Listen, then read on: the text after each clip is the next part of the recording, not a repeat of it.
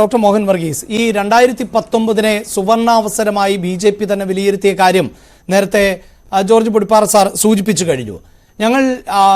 ഞങ്ങളുടെ election desk ഇതുമായി ബന്ധപ്പെട്ട ഡേറ്റകൾ പരിശോധിക്കുമ്പോഴടക്കം കഴിഞ്ഞ തെരഞ്ഞെടുപ്പിൽ ശക്തമായ ത്രികോണ മത്സരം നടന്നത് 5 ഇടങ്ങളിൽ ആണ്. അതിൽ ഒന്ന് ഈ പറയുന്ന പത്തനംതിട്ടയാണ്. അപ്പോൾ പോലും അവിടെ NDA സ്ഥാനാർത്ഥിക്ക് നേടാൻ സാധിച്ചത് 2,97,396 വോട്ടുകൾ ആണ്. പ്രധാനപ്പെട്ട ത്രികോണ മത്സരം എന്നത് തിരുവനന്തപുരം, പത്തനംതിട്ട, തൃശൂർ, ആറ്റിങ്ങൽ, പാലക്കാട് ഈ മണ്ഡലങ്ങളിൽ ആയിരുന്നു. ഇപ്പോൾ വീണ്ടും പ്രധാനമന്ത്രി എത്തുമ്പോൾ ഈ വോട്ടു നിലയിലൊക്കെ വലിയ മാറ്റമുണ്ടാകേണ്ടതുണ്ട്. ഏതെങ്കിലും ഒരു സ്ഥാനാർത്ഥിക്ക് വിജയിച്ചു വരാൻ, അത് തിരുവനന്തപുരത്താണെങ്കിലും തൃശ്ശൂരിലാണെങ്കിലും പത്തനംതിട്ടയിലാണെങ്കിൽ പോലും. ഇവിടെ ഇപ്പോൾ ഈ പ്രധാനമന്ത്രി തന്നെ പറഞ്ഞു വെക്കുന്ന ചില കാര്യങ്ങളുണ്ടല്ലോ. കേരളത്തിൻ്റെ ക്രമസമാധാന നില പാടെ തകർന്നു പോയിരിക്കുന്നു എന്ന് പറയുന്നു. അതേസമയം തന്നെ ഇവിടെ പൂഞ്ഞാറിൽ വൈദികന് നേരെയുണ്ടായ ഒരു സംഭവമാണ് അദ്ദേഹം വലിയ തോതിൽ ഈ പുരോഹിതർക്ക് നേരെ ആക്രമണം ഉണ്ടാകുന്നു എന്ന് പറയുന്നത്. BJP ഭരിക്കുന്ന പല സംസ്ഥാനങ്ങളിലും ഇതിലും എത്രയോ വലിയ തോതിൽ ആക്രമണങ്ങൾ നടക്കുന്നു എന്നത് മറച്ചുവെക്കുന്നു. ഇപ്പോൾ മണിപ്പൂർ പോലെയുള്ള വിഷയം ജിൻഡോ ഇവിടെ ചൂണ്ടിക്കാണിച്ചു കഴിഞ്ഞു. അത്തരം വിഷയങ്ങൾ ഒരു ഭാഗത്ത് നിലനിൽക്കുകയാണ്. അവിടെ ആ സംസ്ഥാനങ്ങളിൽ മൗനം പാലിക്കുകയും കേരളത്തിൽ വന്നുകൊണ്ട് പുരോഹിതർക്ക് നേരെയുണ്ടാകുന്ന ആക്രമണത്തെ അപലപിക്കുകയും ചെയ്യുന്നത്. അതുകൊണ്ട് തന്നെ എപ്പോഴും ഈ മറ്റ് രാഷ്ട്രീയ പാർട്ടികൾ പറയുന്നത് ഇതൊക്കെ കേരളത്തിൻ്റെ പൊതുസമൂഹം എല്ലാം നിരീക്ഷിക്കുന്നവർ ആണ്, രാഷ്ട്രീയ സാക്ഷരത കൂടുതൽ ഉള്ള ജനതയാണ്, അതുകൊണ്ടാണ് BJPക്ക് അക്കൗണ്ട് തുറക്കാൻ പറ്റാത്തത് എന്നതാണ്. അപ്പോൾ ഇത്തരം പ്രസംഗങ്ങൾ വോട്ടാക്കി മാറ്റാൻ കഴിയുക എന്നുള്ളതാണല്ലോ ഏറ്റവും പ്രധാനം. അതിന് സാധിക്കും പത്തനംതിട്ടയിലും അല്ലെങ്കിൽ മറ്റു മണ്ഡലങ്ങളിലും എന്ന് താങ്കൾക്ക് തോന്നുന്നുണ്ടോ? അഭിലാഷ്, ഒരു യുദ്ധത്തിൽ സെലക്റ്റീവ് യൂസ് ഓഫ് ഇൻഫർമേഷൻ ഇതാണ് വളരെ വേണ്ടത്. എല്ലാ വിവരങ്ങളും പറയുക എന്നതല്ല, മറിച്ച് കുറിക്ക് കൊള്ളുന്ന വിവരങ്ങൾ തന്ത്രപരമായി പങ്കുവയ്ക്കുന്നതിലൂടെ എതിരാളിയുടെ മനോബലം നഷ്ടപ്പെടുത്തി മാനസിക ഒരു ആധിപത്യം നേടിയതിനു ശേഷം തെരഞ്ഞെടുപ്പ് യുദ്ധം വിജയിക്കാം എന്ന ഒരു തന്ത്രത്തിൽ നിന്നുകൊണ്ടാണ് സെലക്റ്റീവായി മണിപ്പൂരിനെ കുറിച്ച് മൗനം പാലിക്കുകയും അതേസമയം പൂഞ്ഞാറിലെ കാര്യം പർവ്വതീകരിച്ച് പറയുകയും ചെയ്യുമ്പോൾ ഇവിടെ ഒരു വ്യക്തമായ സ്ട്രാറ്റജി ഉണ്ട്. അത് തെറ്റാണെന്ന് പറയാനാവില്ല. മഹാഭാരത യുദ്ധം മുതൽ യുദ്ധത്തിൽ ഉപയോഗിക്കുന്ന തന്ത്രം തന്നെയാണ് സെലക്റ്റീവ് യൂസ് ഓഫ് ഇൻഫർമേഷൻ. അത് തീർച്ചയായും പ്രധാനമന്ത്രി എന്ന ഉജ്ജ്വല പ്രാസംഗകന്റെ ശ്രീ ജോർജ് പൊടിപ്പാറ സാർ പറഞ്ഞതുപോലെ ഇന്ത്യ കണ്ട ഏറ്റവും മികച്ച ക്രൗഡ് പുള്ളർ അത് ശ്രീ നരേന്ദ്രമോദി തന്നെയാണ്.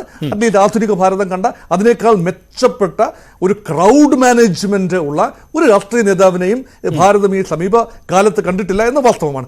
ആ രീതിയിൽ അദ്ദേഹത്തിന്റെ ഭാഷ, ഹിന്ദി ഭാഷ ഉപയോഗിച്ച് ഒരു മലയാളി ക്രൗഡിനോട്, പ്രത്യേകിച്ച് മധ്യ തിരുവിതാംകൂറിലെ പത്തനംതിട്ടയിലെ ഒരു മൾട്ടി റിലിജിയസ് ക്രൗഡിനോട് സംസാരിക്കുമ്പോൾ അവിടെ കൂടിയത് എല്ലാവരും ഭാരതീയ ജനതാ പാർട്ടിയുടെ പ്രവർത്തകർ മാത്രമാണെന്ന് ഞാൻ കരുതുന്നില്ല. കൗതുകത്തിന് വന്ന ആളുകളുണ്ടാവും. അവിടെ ഹൈന്ദവരും മുസൽമാനും ക്രൈസ്തവരും എല്ലാം ഉണ്ടാവും. അവരോട് സംസാരിക്കുമ്പോൾ ആ വേദി സത്യം പറഞ്ഞാൽ യഥാർത്ഥത്തിൽ ഒരു ഇലക്ട്രിക് ഫീലാണ് അവിടെ ഉണ്ടായത്. ഇത് മുഴുവൻ വോട്ടായി മാറുമെന്ന ഒരു ധാരണയൊന്നും എനിക്കില്ല. ഇവിടെ സുരേന്ദ്രന്റെ സമയത്ത് ശ്രീ അഭിലാഷ് പറഞ്ഞത് ശരിയാണ്. 2,97,000 3 ലക്ഷത്തോളം വോട്ട് എന്ന് പറയുന്നത് അന്നത്തെ കാലത്തൊരു റെക്കോർഡാണ്. അതൊരു ശക്തമായ ത്രികോണ മത്സരം തന്നെയാണ് ശ്രീ സുരേന്ദ്രൻ കാഴ്ചവെച്ചത്. പക്ഷെ ഇന്ന് അങ്ങനെയല്ല. സുരേന്ദ്രനോളം പോകുന്ന ഒരു സ്ഥാനാർത്ഥിയാണ് ശ്രീ അനിൽ ആന്റണി എന്ന് പറയാനാവില്ല. കാരണം ശ്രീ ജോർജ് പൊടിപ്പാറ സാർ വളരെ വ്യക്തമായി പറഞ്ഞൊരു കാര്യമുണ്ട്. കേരളത്തിലെ ക്രൈസ്തവ വിഭാഗങ്ങളുടെ എല്ലാം ഒരു പരിച്ഛേദമാണ് തിരുവല്ലായും കോഴഞ്ചേരിയും പത്തനംതിട്ടയും എല്ലാം അടങ്ങുന്ന ആ പത്തനംതിട്ട നിയോജക മണ്ഡലം, ലോക്സഭാ നിയോജക മണ്ഡലം.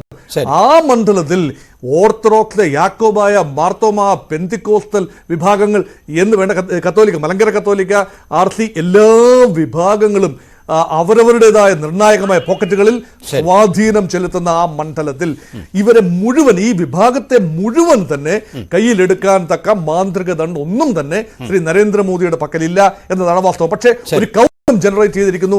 ശ്രീമാൻ AK ആന്റണിയുടെ മകൻ അനിൽ ആന്റണി എന്ന ക്രൈസ്തവ കാൻഡിഡേറ്റിനെ, ഒരു ന്യൂനപക്ഷ വിഭാഗത്തിന്റെ കാൻഡിഡേറ്റിനെ പത്തനംതിട്ടയിൽ അടക്കുമ്പോൾ അതിന്റെ പ്രയോജനം പത്തനംതിട്ടയിൽ അല്ല ലഭിക്കുന്നത്, മറിച്ച് ന്യൂനപക്ഷങ്ങളുടെ പൊതു മനസ്സിൽ ഒരു ഇടം നേടുന്നു. ഇതാ ന്യൂനപക്ഷങ്ങൾക്ക് സീറ്റ് കൊടുക്കുന്ന, കണ്ണായ സീറ്റുകൾ കൊടുക്കുന്ന, വിന്നബിലിറ്റി പോലും കൽപ്പിക്കാവുന്ന പത്തനംതിട്ട പോലെയുള്ള സീറ്റ് കൊടുക്കുമ്പോൾ ഓർക്കുക, ഈ ശോഭാ സുരേന്ദ്രൻ എന്ന വലിയ നേതാവിന് ആലപ്പുഴ പോലെ അത്ര വിന്നബിലിറ്റി ഇല്ലാത്ത സീറ്റാണ് കൊടുത്തതെന്ന് ഓർക്കുക. കഴിഞ്ഞ പ്രാവശ്യം ആറ്റിങ്ങൽ പോലെ വിന്നബിലിറ്റി ഇല്ലാത്ത സീറ്റാണ് കൊടുത്തത്.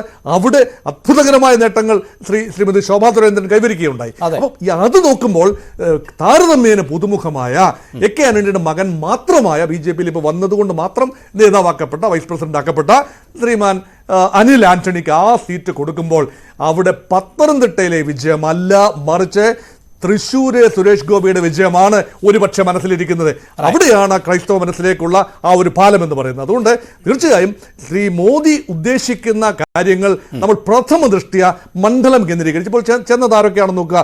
ആറ്റിങ്ങൽ മണ്ഡലത്തിലെ സ്ഥാനാർത്ഥി വി മുരളീധരൻ കേന്ദ്രമന്ത്രി അവിടെ എത്തിയിരിക്കുന്നു.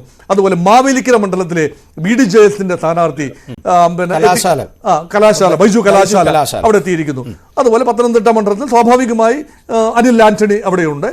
അതുപോലെ PC ജോർജിന്റെ സാന്നിധ്യം, പത്മജ വേണുഗോപാലിന്റെ സാന്നിധ്യം, ഇതെല്ലാം നൽകുന്ന ഒരു വിശാലമായ കാഴ്ചപ്പാട്. ഇത് നൽകുന്ന മെസ്സേജ് എന്താ?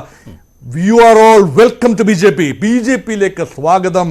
അവിടെ എങ്ങും സ്ഥാനം കിട്ടാതെ വരുന്നവർക്ക് BJP-യിലേക്ക് സ്വാഗതം. ഇത് തന്നെയായിരുന്നു ഉത്തർപ്രദേശിൽ സംഭവിച്ചത്. എന്നാൽ ഉത്തർപ്രദേശിൽ ഭാരതീയ ജനതാ പാർട്ടി അതിശക്തമായ പാർട്ടിയൊന്നും ആയിരുന്നില്ല മുൻകാലങ്ങളിൽ. അവിടെ സമാജ്വാദി പാർട്ടിയിൽ നിന്നും, ബഹുജൻ സമാജ് പാർട്ടിയിൽ നിന്നും, കോൺഗ്രസിൽ നിന്നും കാലാകാലങ്ങളിൽ ഉണ്ടായ കുത്തൊഴുക്കാണ് BJP-യെ ഈ നിലയിൽ നിന്ന് എത്തിച്ച് അജയ്യമായ നിലയിലേക്ക് ഉത്തർപ്രദേശിൽ എത്തിച്ചതെങ്കിൽ അതും ഉത്തർപ്രദേശുമായി കമ്പയർ ചെയ്യാൻ ഒക്കില്ല എങ്കിൽ പോലും സ്വാഭാവികമായി വിവിധ വിഭാഗങ്ങളിൽ, അത് കൾച്ചറൽ വിഭാഗങ്ങളാകാം, സുരേഷ് ഗോപി എന്ന സിനിമാ താരമാകാം, അതുപോലെ സാംസ്കാരിക നായകന്മാരാകാം, ആ രീതിയിലൊക്കെയുള്ള വൈവിധ്യമാർന്ന ജനവിഭാഗങ്ങൾക്ക് ആശ്രയം കൊടുക്കുന്ന, അഭയം കൊടുക്കുന്ന, റെപ്രസെന്റേഷൻ കൊടുക്കുന്ന, അസ്തിത്വം നൽകുന്ന ഒരു പാർട്ടി എന്ന പ്രതീതി ജനിപ്പിക്കുമ്പോൾ ബുദ്ധിമാന്മാരായ രാഷ്ട്രീയ പക്വതയുള്ള കേരളീയർ അതിനെ എങ്ങനെ കാണും എന്നതാണ് ഇവിടെ കാതലായ ചോദ്യം. ഞാൻ താങ്കളിലേക്ക് വരാം.